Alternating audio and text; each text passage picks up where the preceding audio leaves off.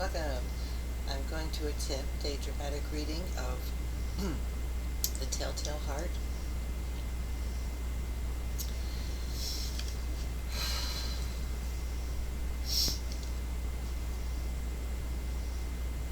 True, nervous.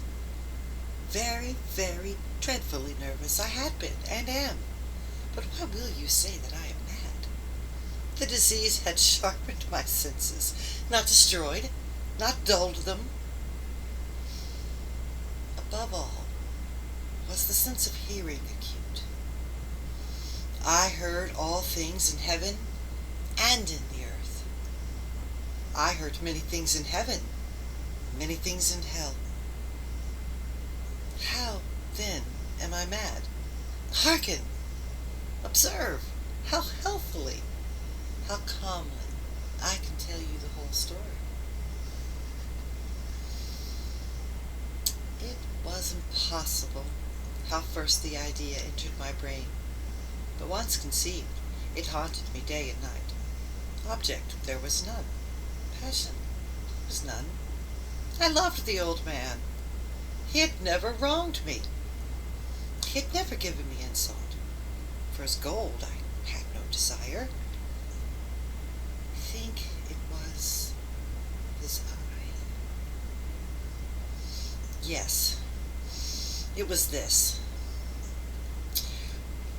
One of his eyes resembled that of a vulture, a pale blue eye, with a film over it.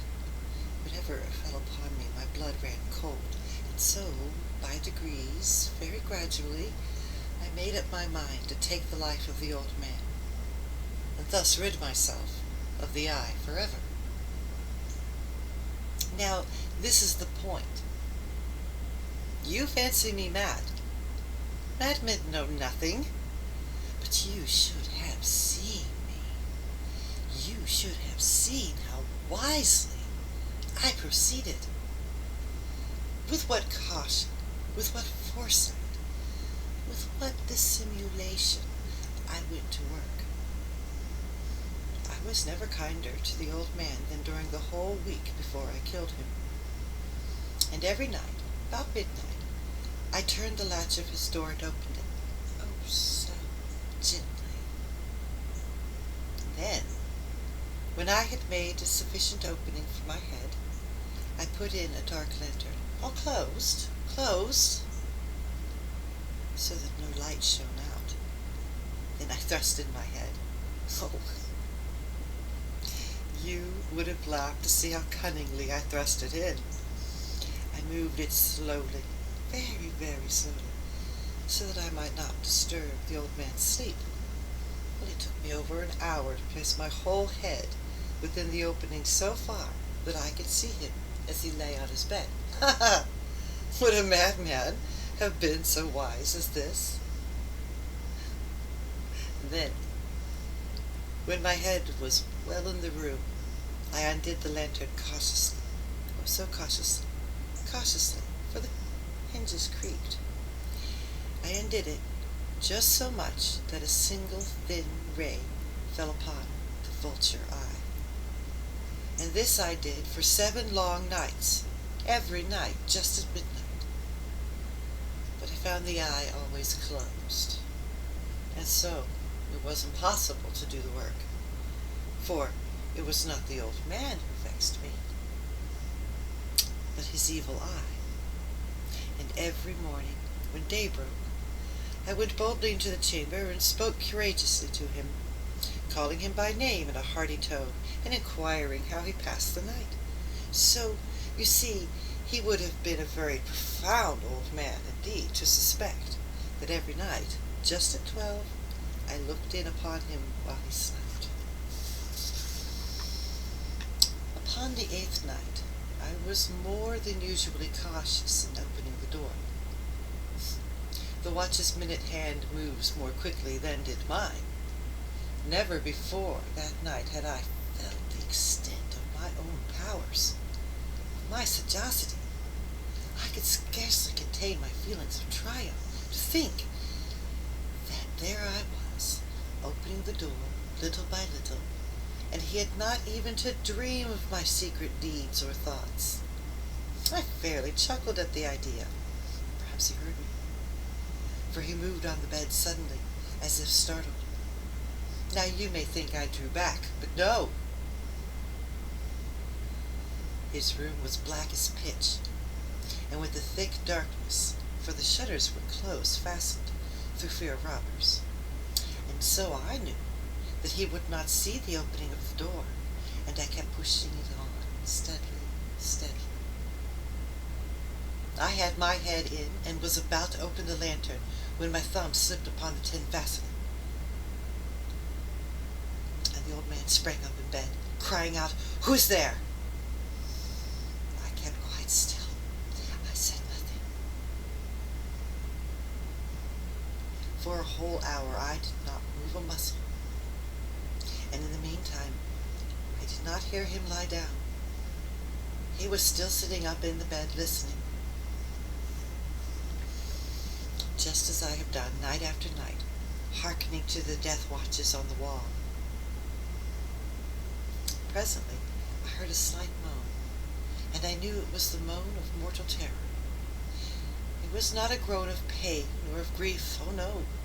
It was the low, stifled sound that arises from the bottom of the soul when overcharged with awe. I knew the sound well.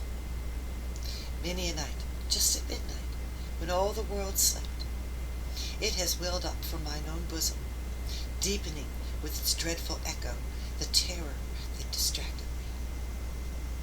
I say I knew it well. I knew what the old man felt, and pitied him, though I chuckled at heart. I knew that the man had been lying awake ever since the first slight noise, when he turned in the bed. His fears had been ever growing since upon him. He had been trying to fancy them causeless, but could not. He had been saying to himself, "Oh, it is nothing but the wind in the chimney. It is only the mouse crossing the floor," or "It's merely a cricket which has made a single chirp."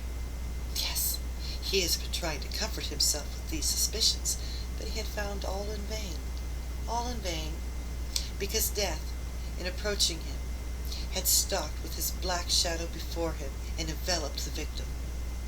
And it was the mournful influence of the unperceived shadow that caused him to feel, although he neither saw nor heard, to feel the presence of my head in the room.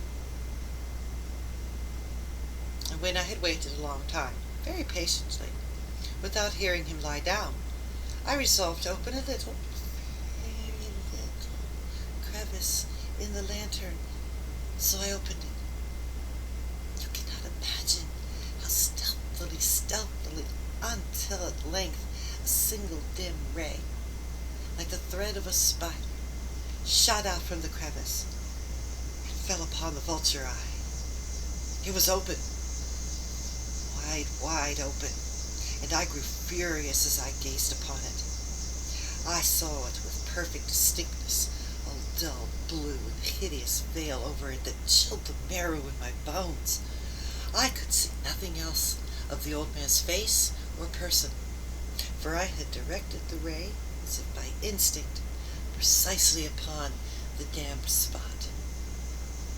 And now, have I not told you that what you mistake for madness is but over-acuteness of the senses? Now, I say, there came to my ears a low, dull, quick sound, such as the watch makes when enveloped in cotton. I knew that sound well, too. It was the beating of the old man's heart. It increased my fury, as the beating of a drum stimulates a soldier to courage.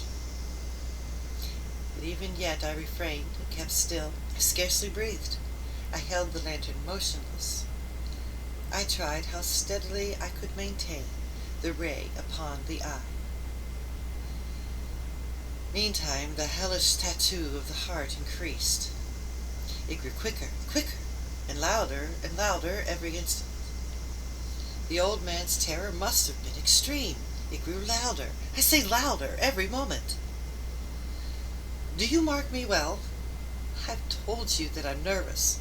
So I am.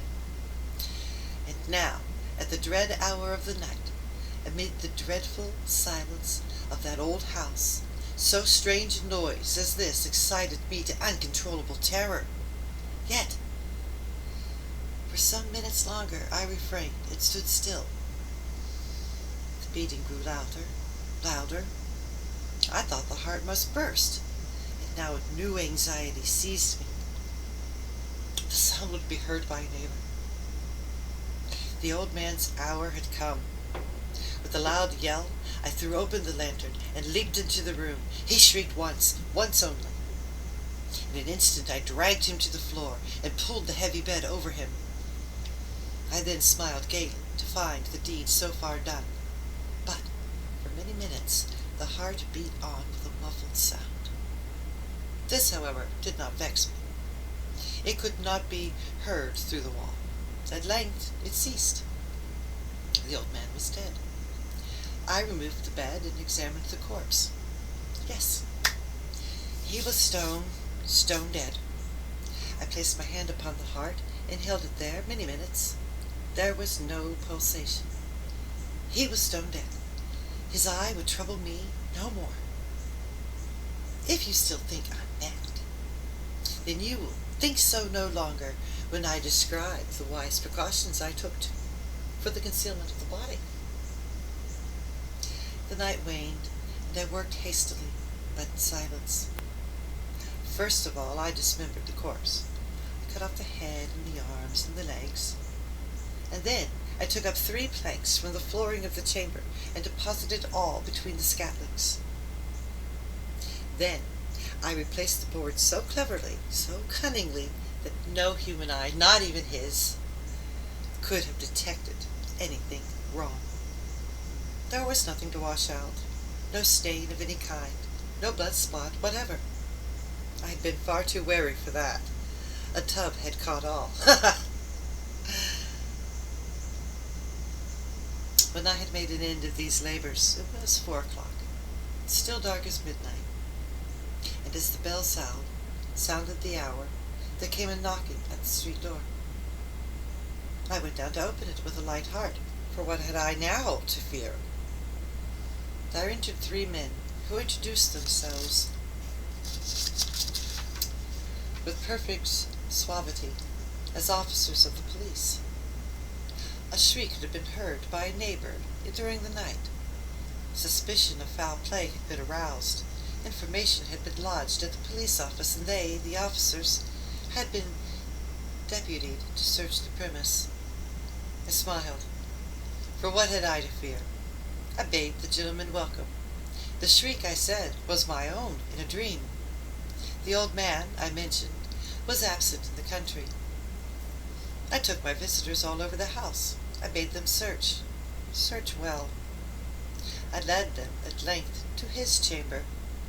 I showed them his treasures, secure, undisturbed, and in the enthusiasm of my confidence, I brought chairs into the room and desired them here to rest from their fatigues, while I myself, in the wild audacity of my perfect triumph, placed my own seat upon the very spot beneath which reposed the corpse of the victim.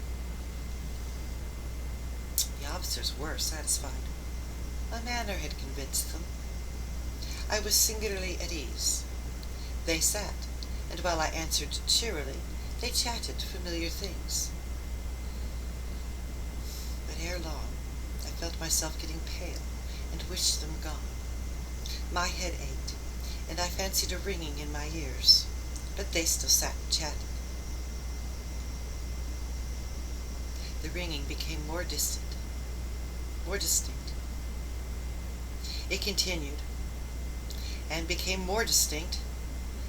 I talked more freely to get rid of the feeling, but it continued, and it gained definitiveness, until, at length, I found the noise was not within my ears. No doubt, now I grew very pale. But I talked more fluently, and with a heightened voice, and yet sound increased. What could I do?